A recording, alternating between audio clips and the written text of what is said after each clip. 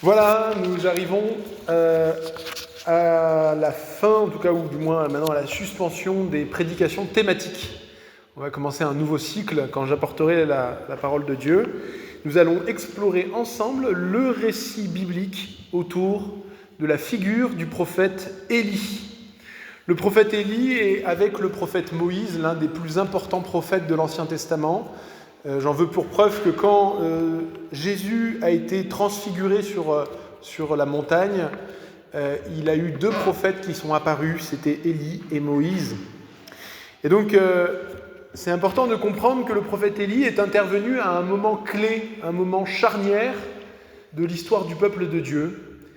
Il est intervenu à un moment où le peuple était en train de se détourner du Dieu véritable. Alors, pour remettre dans le contexte, les Hébreux avaient quitté l'Égypte il y a déjà longtemps, à l'époque de Moïse. Ensuite, ils étaient restés dans le désert à tourner en rond pendant une certaine période, jusqu'à ce que Dieu leur donne l'autorisation de rentrer dans la terre de Canaan. C'était sous la période de Josué. Et le prophète Josué a fait rentrer le peuple et il y a eu une conquête du pays de Canaan. C'était une conquête que Dieu a opérée. Il y avait des grandes villes avec des grandes fortifications, comme la ville de Jéricho. La ville de Jéricho était une ville fortifiée, imprenable, une vraie forteresse. Et Dieu a pourtant fait effondrer les remparts. C'est comme si c'était transformé en sable. Pouf, ça s'est volatilisé. Et le peuple a pu prendre possession du pays. Et ce qui s'est passé ensuite, c'est que Dieu a donné à son peuple, le peuple hébreu, il lui aura donné des rois, il leur a donné un roi en particulier, qui était le roi David. Et David a eu un fils qui était le roi Salomon, qui a été un grand roi, mais qui s'est un peu détourné de Dieu quand même dans sa vie. Et Dieu a dit au roi Salomon que, dorénavant, à cause de ses péchés, le peuple hébreu serait séparé en deux royaumes. Et c'est ce qui arriva à la suite, puisque après la mort de Salomon, le royaume des Hébreux se coupe en deux. Une partie au nord, qui est la plus grande partie, qui va garder le nom, ce sera le royaume d'Israël. Et de l'autre côté, le royaume de Judée ou de Juda, qui sera le royaume du sud, celui qui gardera la capitale de Jérusalem et qui continuera à être gouverné par les descendants du roi Salomon. Et donc le prophète Élie va intervenir dans ce royaume au nord, dans le royaume d'Israël, qui va être gouverné par des usurpateurs. Et c'est ce que nous allons lire. Nous sommes en 875 avant Jésus-Christ, et nous lisons 1 Roi, chapitre 16, versets 29 à 34, que nous affichons. Akab, parce que ça se lit Akab. Akab, le fils d'Omri, donc Omri c'est un usurpateur, devint le roi d'Israël la 38e année du règne de Asa, donc Asa c'est un des descendants de Salomon, sur Juda, c'est-à-dire sur le royaume de Judée. Il régna 22 ans sur Israël à Samarie. Samarie c'était la capitale de ce royaume d'Israël. Akab, le fils d'Omri, fit ce qui est mal aux yeux de l'Éternel, plus que tous ses prédécesseurs. Comme si cela ne lui suffisait pas de se livrer au péché de Jéroboam, le premier usurpateur juste après Salomon, fils de Nébat, il prit pour femme Jézabel, la fille d'Ed-Baal, le roi des Sidoniens. Et il alla servir Baal, c'est un faux dieu, un dieu phénicien, et se prosterner devant lui. Il érigea un autel à Baal dans le temple de Baal qu'il construisit à Samarie. Et il fabriqua un poteau sacré. Akab fit encore plus que tous les autres rois d'Israël qui l'avaient précédé pour irriter l'Éternel, le Dieu d'Israël. À son époque, un certain Hiel de Béthel reconstruisit Jéricho. Il en jeta les fondations au prix de Abiram, son fils aîné, et il en posa les portes au prix de Ségub, son plus jeune fils, conformément à la parole que l'Éternel avait dite par l'intermédiaire de Josué, le fils de Nun, donc le prophète qui a succédé à Moïse. Voilà jusque-là la lecture de la parole de Dieu. C'est ce que nous allons voir ensemble. Alors le peuple hébreu, c'était un peuple à qui Dieu avait donné une vocation. Cette vocation, c'est la même vocation que celle que nous avons, d'être un témoin de l'Éternel, du vrai Dieu dans le monde, d'être sel et lumière au milieu des peuples, d'être ce qui va donner du goût et une saveur de vie au milieu des ténèbres et de la mort. Et c'est pour cela que dans la parole de Dieu, dans l'Ancien Testament, que ce soit dans les prophètes ou que ce soit dans les lois de Moïse, Dieu avait dit « Vous n'imiterez pas la voie des autres peuples. Vous ne vous souillerez pas par les péchés que commettent les autres nations. » Et notamment parlant des sacrifices humains et de l'immoralité sexuelle. Car toutes ces choses ont souillé les nations, et c'est pour cela que je vais chasser ces nations, les nations cananéennes, devant vous. Et le roi Akab fait le choix, sans doute par indifférence à son Dieu, ou par recherche d'une alliance meilleure, au lieu d'épouser une femme qui aime le Seigneur, qui aime Dieu, il va épouser la pire candidate possible. Il va épouser Jézabel, fille du roi de Sidon, donc aujourd'hui au Liban, c'était ce qu'on appelait la Phénicie. Et par lâcheté et par faiblesse, pour plaire à sa femme, il va conduire, c'est sans doute son souhait, c'est visiblement son souhait, il va remplacer le culte du vrai Dieu par le culte de Baal. Cette Jézabel, cette fille de roi, cette princesse, va faire venir des centaines de prophètes de Baal, cette idole, et de Ashéra, qui est considéré comme la divinité mariée à ce dieu Baal, c'est un couple. Et ce Baal est considéré dans cette religion cananéenne ou phénicienne comme le dieu de la pluie, le dieu qui donne les moissons, le Dieu qui assure la fertilité grâce au temps qu'il fait et à la pluie. C'est lui aussi qui est le Dieu des éclairs. Et souvent on a retrouvé parfois des petites statuettes de Baal un peu partout en Méditerranée, et souvent il tient des éclairs. Et c'est le Dieu tutélaire, le Dieu le plus important de la Phénicie, pays de la reine Jézabel. Et cette femme Jézabel, cette reine Jézabel, elle est l'archétype, elle sera l'archétype, le symbole dans le reste de la Bible, et notamment même dans l'Apocalypse, de la femme perverse et ennemie de Dieu, qui est instrumentalisée par les puissances de mort, les puissances des ténèbres, pour séduire, tromper et détruire le peuple de Dieu. Et en effet, c'est ce qu'elle va tenter de faire, consciemment ou inconsciemment. Elle va introduire elle va renforcer, on va dire, l'apostasie, c'est-à-dire le fait pour les croyants de l'époque de quitter leur religion, de quitter leur foi, et elle va introduire des façons de vivre en terre d'Israël encore plus mortifères et basées sur des croyances de mort. Les prophètes de Baal, et c'est la Bible qui le dit, et c'est confirmé, on va le voir ailleurs, les prophètes de Baal enseignaient au peuple que s'ils voulaient vraiment plaire à Baal, si vraiment ils voulaient une belle récolte, s'ils voulaient recevoir des bénédictions, s'ils voulaient se protéger de la famine et du malheur, il fallait, du moins, c'était le meilleur sacrifice qu'ils pouvaient faire, c'était d'offrir leurs enfants, ou du moins de leurs enfants, à Baal. Et la Bible le dit, ils apprenaient aux parents à offrir leurs enfants, leurs bébés.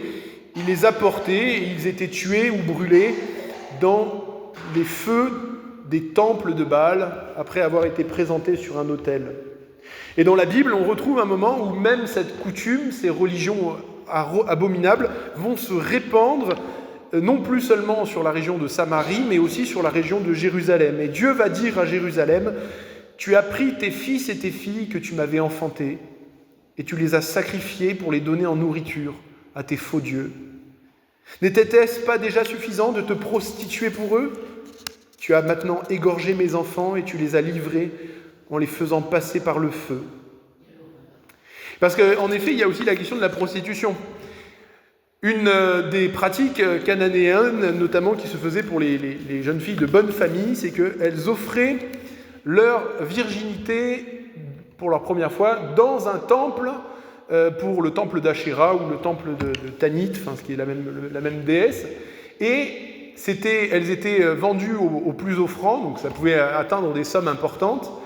Et ensuite, cette somme était offerte au temple et à ce Dieu-là. Et c'était une manière vraiment de demander, de pratiquer cela, c'était une manière de demander la bénédiction. C'était comme un bon départ dans la vie. C'était un sacrifice que ces jeunes filles offraient pour recevoir la bénédiction et la fertilité pour le reste de leur vie. Et donc c'était quelque chose, une pratique qui était vraiment considérée comme une pratique tout à fait recevable. Et si elle tombait enceinte, évidemment, pendant cette pratique, eh bien, l'enfant était de plus offert à cette idole quelques mois plus tard. Et ces éléments sont confirmés par les historiens de l'Antiquité, les historiens qui ont vécu 500, 600 ans, 400 ans avant la venue de Jésus, notamment les historiens grecs qui nous parlent de ces choses. L'un d'entre eux raconte, il dit « Les Phéniciens, quand ils veulent obtenir une faveur des dieux, sacrifient un enfant bien-aimé, le plus souvent leur propre fils. » Un autre, qui s'appelle Diodore, dit « Chez les Phéniciens, quand un grand malheur s'abat sur eux ou qu'ils sont menacés d'un grand danger, ils sacrifient publiquement à Baal les enfants les plus chers. Et ceux qui n'ont pas d'enfants en achètent chez les pauvres. » Il y a à Carthage, donc c'était une des grandes colonies des Phéniciens, une statue de bronze de Baal avec des mains étendues au-dessus d'un brasier, et l'enfant est placé dessus et roule directement dans le feu. Et puis un autre parle et raconte que les prêtres de Baal enseignaient aux mères de famille à ne surtout pas pleurer ou ne surtout pas manifester la moindre peine pendant ces événements, parce que sinon, disait-il, toute la peine est perdue et Baal ne reçoit pas le sacrifice. Alors évidemment, les historiens modernes, comme c'est leur habitude, ont remis complètement en question et ont douté. On dit que c'était des diffamations, des inventions des Grecs sur leurs ennemis. Sauf que, évidemment, à partir des années 50 notamment, il y a eu des grandes campagnes, et puis ça s'est accéléré dans les dernières années, notamment dans tout le bassin méditerranéen, et dans toutes les régions où le dieu Baal était adoré, on a retrouvé dans des emplacements de colonies phéniciennes des ossements d'enfants brûlés au feu, mêlés avec des restes d'ossements animaux, des découvertes de stèles célébrant explicitement les sacrifices d'enfants au dieu Baal et à son épouse Astarté, appelée donc aussi Tanit ou Achéra.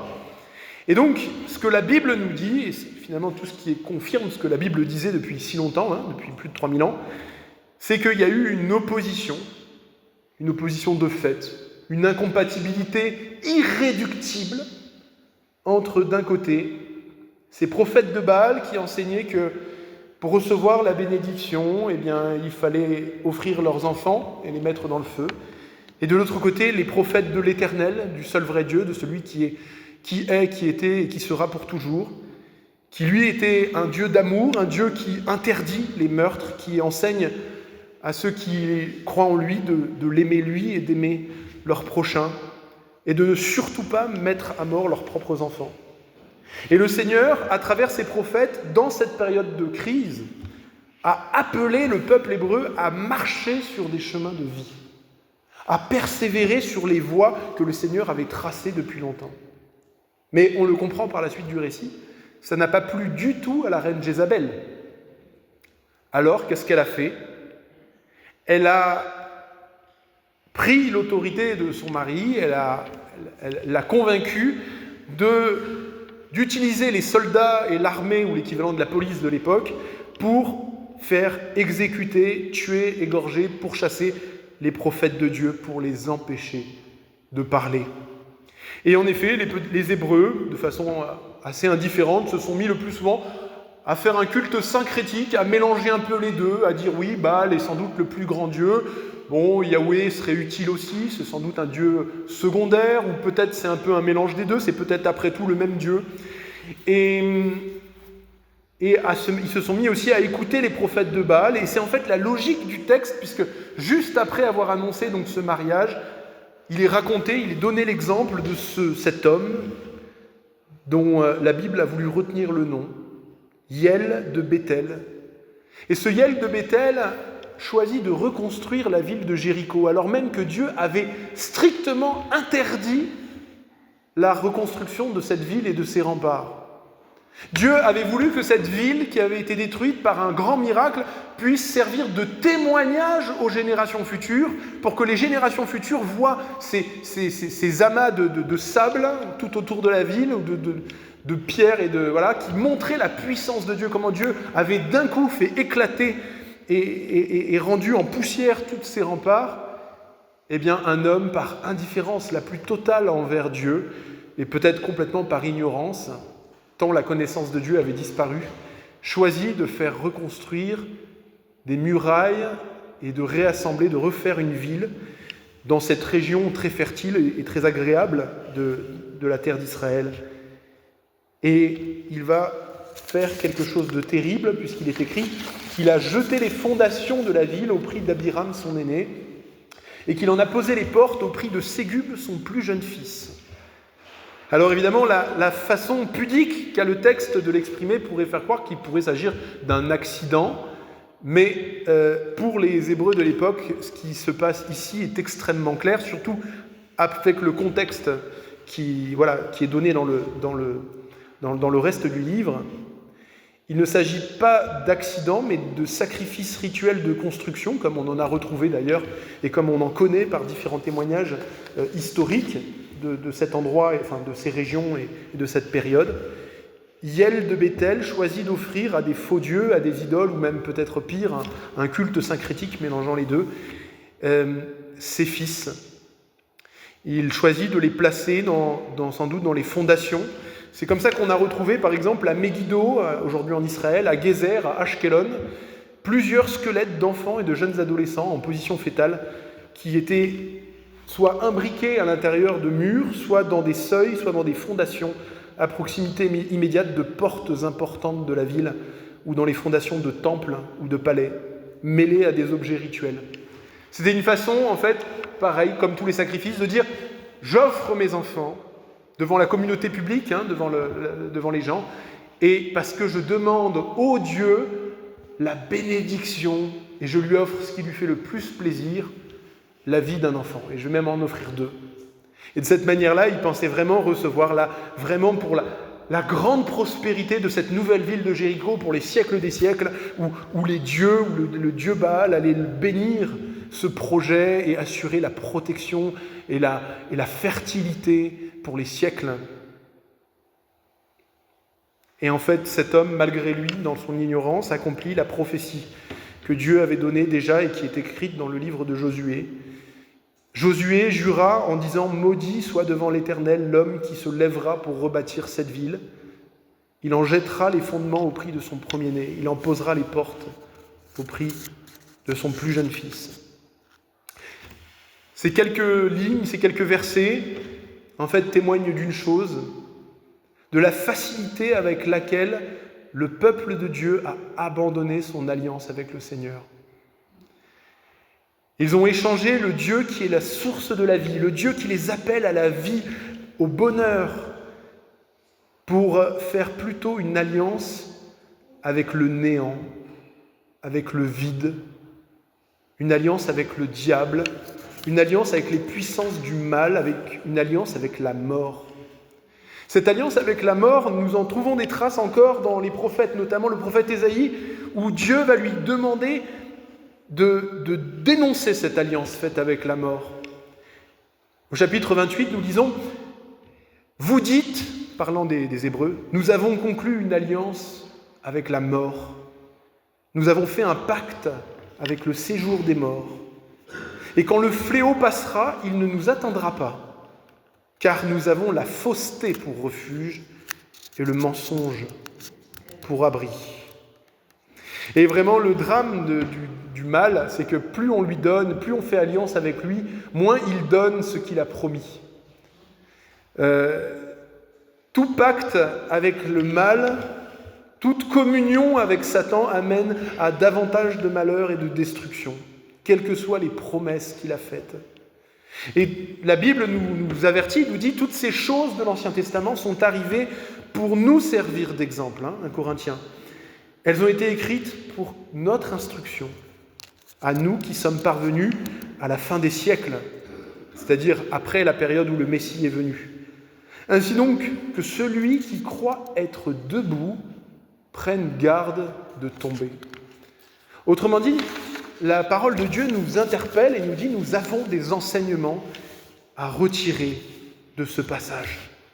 Et je crois que le premier avertissement, et c'est, je crois, essentiellement le message que le Seigneur veut que nous entendions ce matin, c'est qu'il nous défend de faire alliance avec la mort, de faire alliance avec le mal, de nous habituer au mal et d'accepter son influence tranquille, graduelle, lente, quotidienne, sans se défendre, sans se réveiller. Et nous avons ici l'exemple de Jézabel comme d'un agent extérieur, mais Jézabel, sans l'indifférence de Akab, ça n'aurait pas donné grand-chose. Et je crois qu'il y a un avertissement que nous devons entendre sur les influences que nous acceptons de recevoir, et notamment de nos proches.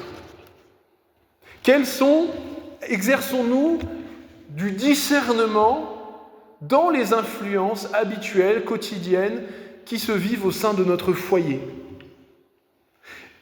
Exerçons-nous un choix et faisons-nous des choix de précaution dans les personnes qui nous entourent et dont nous acceptons l'autorité. Alors je crois qu'évidemment ça a une signification, et je dirais c'est la plus évidente, notamment j'ai envie de dire vraiment particulièrement pour les plus jeunes.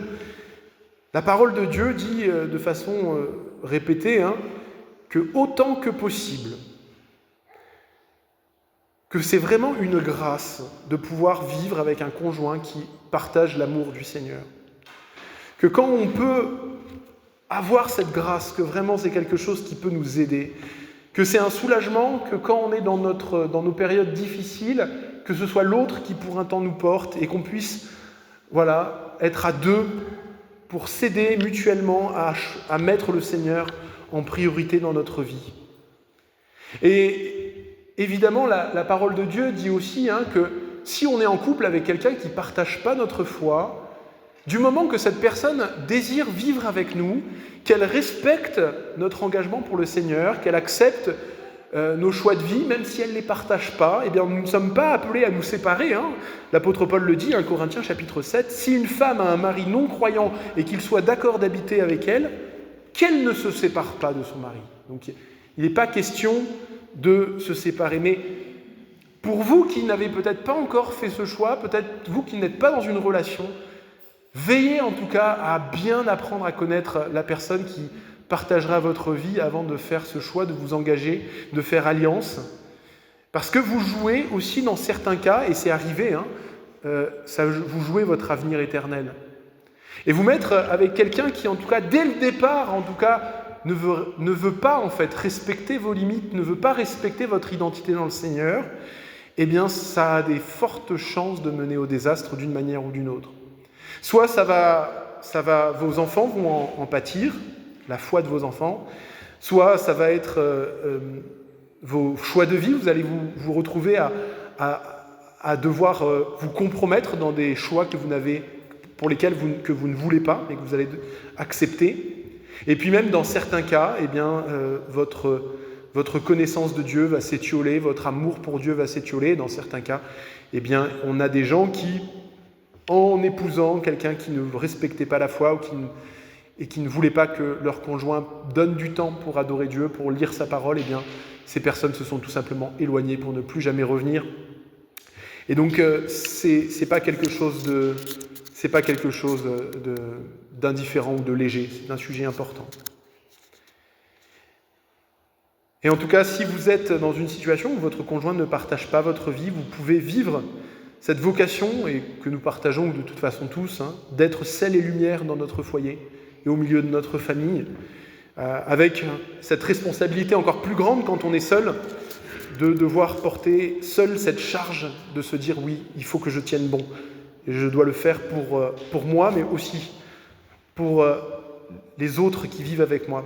C'est ce que dit encore l'apôtre Paul, toujours en 1 Corinthiens 7. Le mari non-croyant bénéficie de la sainteté de sa femme, et la femme non-croyante bénéficie de la sainteté de son mari. Et leurs enfants sont saints aussi. Et donc, je crois qu'en tout cas, c'est important dans tous les cas, et même dans les couples chrétiens, de pouvoir, dans tous les cas, placer des limites. On peut penser même à Akab, qui a fait un très mauvais choix. Il avait fait l'erreur de faire une alliance avec Jézabel. Les choses auraient pu être moins pires s'il avait dit « Écoute, tu adoreras ton Dieu dans ton salon ou dans ta chambre à coucher, mais il n'y aura pas d'idole de Baal dans ma capitale. Parce que, et mes enfants, autant que possible, je leur parlerai du Seigneur. » Les choses auraient été très différentes. Il n'y aurait pas eu tous ces massacres et ces sacrifices. Mais voilà le problème, c'est que Akab a préféré en priorité mettre sa relation avec sa femme, ce qui n'est pas une mauvaise chose de veiller à la relation avec son épouse. L'apôtre Paul dit même que c'est normal, mais il l'a mis en priorité, avant toute chose, bien avant sa relation qu'il aurait dû entretenir avec le Seigneur et l'obéissance qu'il devait au Seigneur. La question que nous sommes tous appelés à nous poser, c'est qui influence qui ? Qui est en train d'être lumière ou qui est en train d'être enténébré ? Et l'apôtre Paul est clair, si le non-croyant pousse la limite et dit « Écoute, c'est ton Dieu ou moi », alors il n'y a pas d'équivoque, il vaut mieux obéir à Dieu qu'obéir à des hommes. Il le dit, Corinthiens chapitre 7, « Si le non-croyant veut se séparer, qu'il le fasse.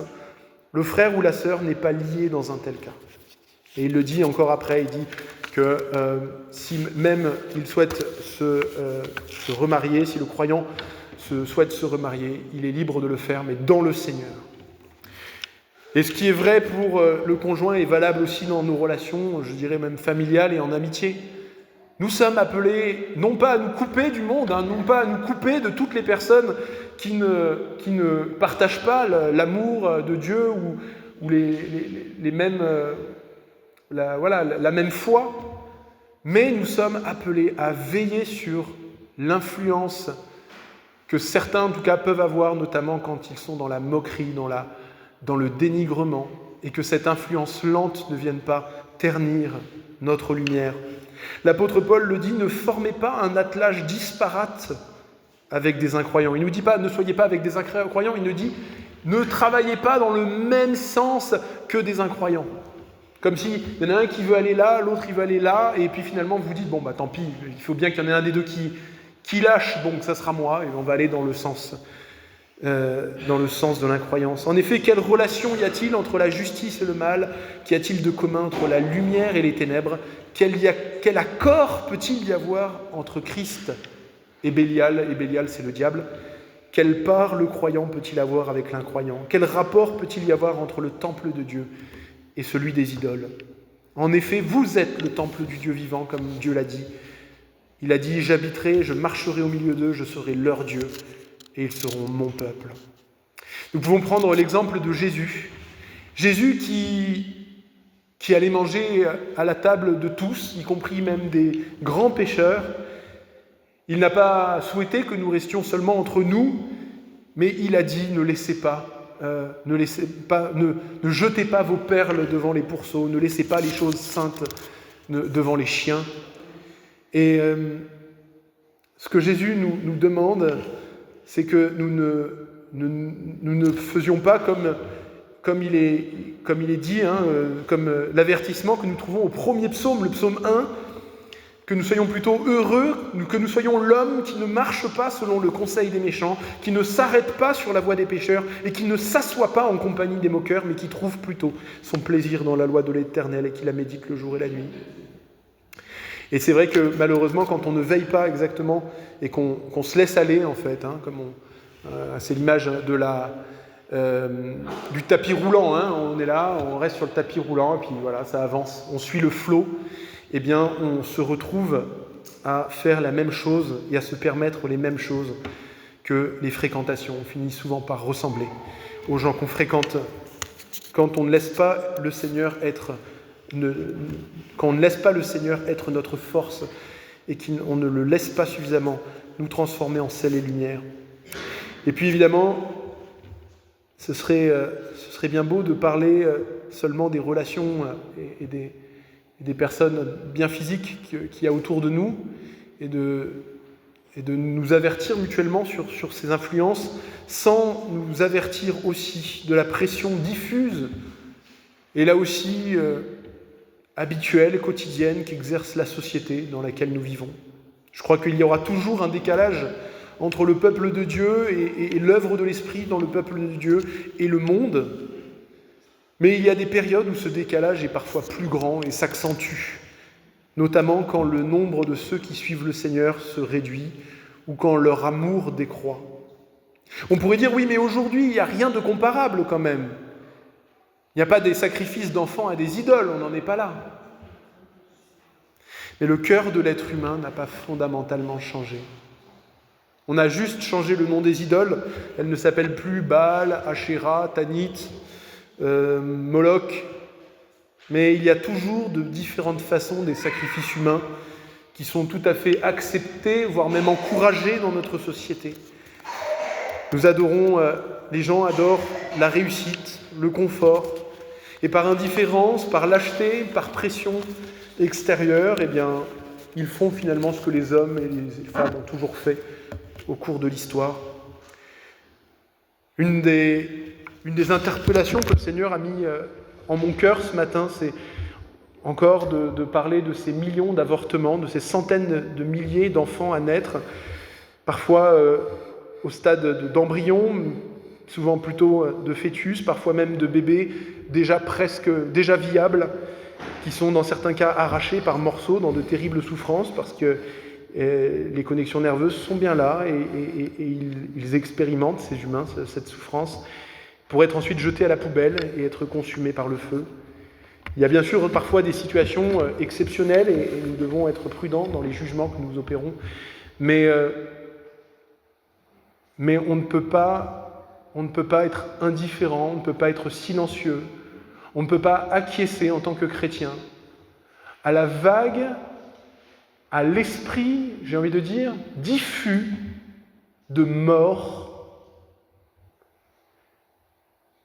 de cette pression qui se fait dans notre société, je crois en France en particulier, dans le monde occidental généralement, où il y a vraiment un désapprentissage de l'amour de la vie. Si on écoute la radio, si on est attentif un petit peu à ce qui se discute un peu partout, on observera que les encouragements à la vie ont pratiquement disparu et on est dans une phase où notre société a comme fait un pacte avec la mort.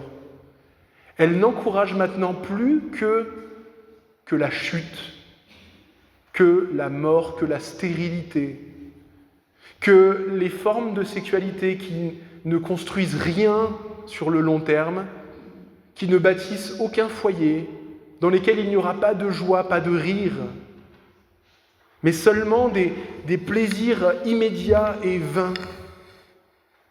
Au lieu d'encourager les jeunes à donner leur vie pour les autres, à donner leur vie peut-être pour leurs conjoints, pour leurs enfants, pour leurs parents ou leurs grands-parents, on encourage plutôt nos personnes âgées, nos malades et nos personnes en souffrance psychologique à renoncer à la vie. C'est le cas de plus en plus, et maintenant on en voit des excès dans beaucoup de pays, je ne vais pas tous les dénombrer, ce n'est pas utile, mais je crois qu'il y a quelque chose qui tourne par rond, et qu'en tant que chrétien, on ne peut pas être silencieux devant ça.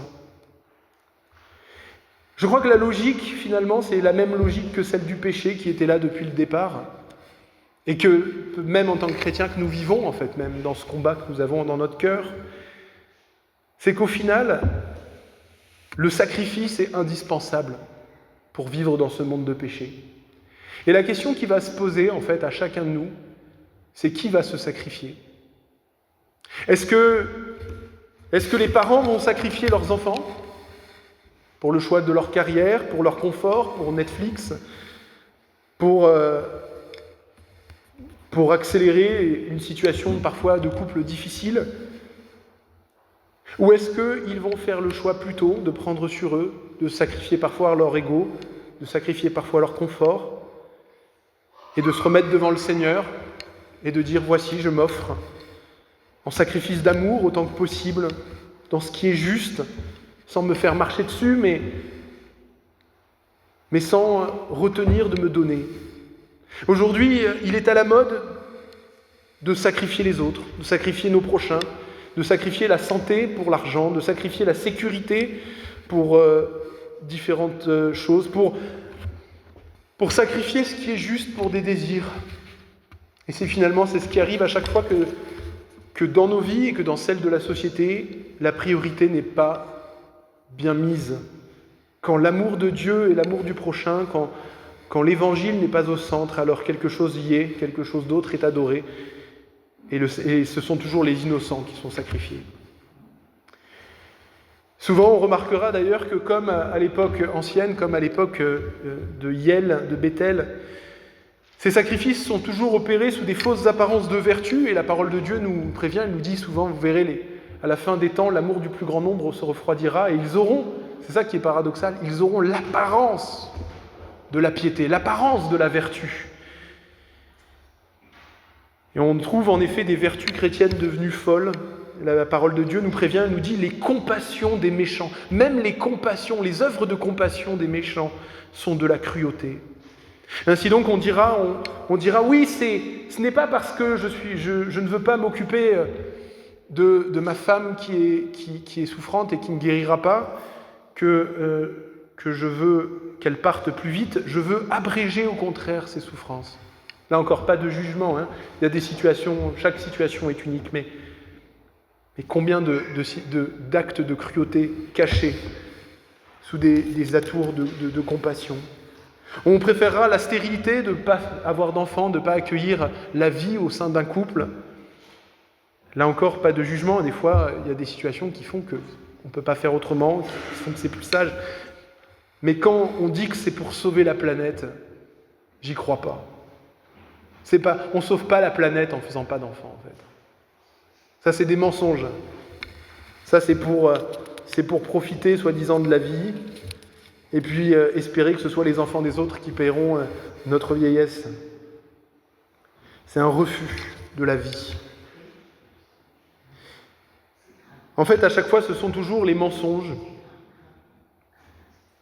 On veut remplir nos vies de ce qui ne compte pas, et on veut délaisser celui qui est la source de la vie. On veut délaisser ce qui compte vraiment. La vocation que Dieu a adressée aux hommes, à donner leur vie pour les autres, et à commencer par leurs plus proches. Et je crois que dans cette histoire, on s'est tous laissés avoir, chrétiens ou non. Et en tant que chrétiens, ce qui fait la différence, c'est que nous devons être conscients que nous nous sommes à bien des égards fait avoir, et que nous nous laissons régulièrement avoir. Et c'est pour ça que Jésus est venu. Lui, notre ami, notre allié, il est venu donner sa vie. Il a fait alliance avec nous par son sang. Et par sa vie qu'il nous a donnée, il nous a assuré le pardon de nos fautes incommensurables et dont nous ne pourrions pas faire la liste. Et je pense qu'il y a peut-être des choses dans tout ce que j'ai parlé où nous sommes concernés, parfois des choses même graves, mais le Seigneur le sait. Et il nous accorde le pardon si nous le recevons avec foi. Et il nous appelle à marcher sur un chemin de vie et à ne pas nous laisser distraire ou détourner de ce chemin. Pour quelque raison que ce soit. Le Seigneur nous dit, j'ai placé devant toi la vie et la mort, la bénédiction et la malédiction. Et nous devons choisir la vie. Il dit, afin que tu vives, toi et tes enfants. Pour ça, le Seigneur nous appelle, peut-être là où nous en sommes dans notre vie, à lâcher les allégeances mal placées. Ou du moins, en tout cas, à leur mettre la priorité dans le bon ordre. À couper même peut-être, dans certains cas, les influences mauvaises et toxiques que nous avons. Je donne un exemple tout simple. Si quelqu'un a été alcoolique et qu'il a eu traîné toute sa vie avec un groupe d'alcooliques et qu'il sait qu'il a une fragilité Lorsqu'il se retrouve en soirée avec des alcooliques, eh bien le Seigneur lui demande de couper ce pont avec ses amis, de ne pas fréquenter. Parce que s'il est fragile, ce n'est pas lui qui est envoyé dans ce groupe, ça sera quelqu'un d'autre. Et peut-être que vous avez à l'heure actuelle une fragilité sur quelque chose, il y a des influences dont vous n'arrivez pas à vous défaire, et le Seigneur vous demande de briser ces alliances avec la mort, et ces alliances avec ceux qui veulent vous entraîner vers la mort, et à prendre pleinement le chemin de la vie, pour être sel et lumière, là où le Seigneur vous envoie. Alors quelques questions peut-être que nous devons et que nous sommes amenés à nous poser. Est-ce qu'à l'heure actuelle, dans notre foyer, dans notre entourage, dans notre travail, devant notre télévision, qui est en train de prendre la couleur de qui ? Est-ce que nous sommes en train, avec honnêteté, de prendre la couleur du monde, et le goût du monde, l'arrière-goût du monde, ou est-ce qu'au contraire, nous parvenons à recevoir le goût du Seigneur, la lumière du Seigneur, et à notre tour d'être plutôt une lumière pour ceux qui nous entourent. Est-ce que nous prenons le temps, est-ce que nous nous ancrons profondément dans la parole de Dieu, dans le ressourcement auprès des frères et sœurs ? Est-ce que nous en faisons quand même une priorité ? Pas forcément quelque chose qui vient, pas quelque chose qui va empêcher tout le reste, absolument pas, c'est pas ce que le Seigneur veut, mais quelque chose en tout cas de suffisamment important pour qu'on sache quand ça doit passer en premier dans notre quotidien. Et puis peut-être en effet, quelles sont les relations toxiques ou désordonnées que le Seigneur nous appelle maintenant à couper pour clarifier de qui nous sommes les alliés, de la vie ou de la mort. Je veux conclure sur cette parole qui se trouve dans la lettre aux Éphésiens. Que personne ne vous trompe par des paroles sans fondement, car c'est pour cela que la colère de Dieu vient sur les hommes rebelles. N'ayez pas de part avec eux, car si autrefois vous étiez ténèbres, maintenant vous êtes lumière dans le Seigneur. Conduisez-vous comme des enfants de lumière. Ne participez pas aux œuvres stériles des ténèbres, mais démasquez-les plutôt. Faites donc bien attention à la façon dont vous vous conduisez. Ne vous comportez pas comme des fous, mais comme des sages. Rachetez le temps, car les jours sont mauvais. C'est pourquoi ne soyez pas stupides, mais comprenez quelle est la volonté du Seigneur. Je vous invite maintenant à la prière. Seigneur notre Père et notre Dieu, nous te remettons ce que nous avons entendu. Nous croyons que cette parole, eh bien, elle vienne de toi et te prions pour que si c'est vraiment le cas, que ça vienne transformer notre vie, nous interpeller dans tout ce qui est vrai, dans tout l'avertissement et dans tout ce chemin de vie que tu veux nous faire prendre et sur lequel tu veux nous encourager à continuer de marcher malgré parfois peut-être la solitude ou l'adversité. Viens Seigneur par ton esprit nous y faire marcher continuellement. Dans le nom de Jésus. Amen. Et nous poursuivons par la louange à notre Dieu en chantant ce cantique.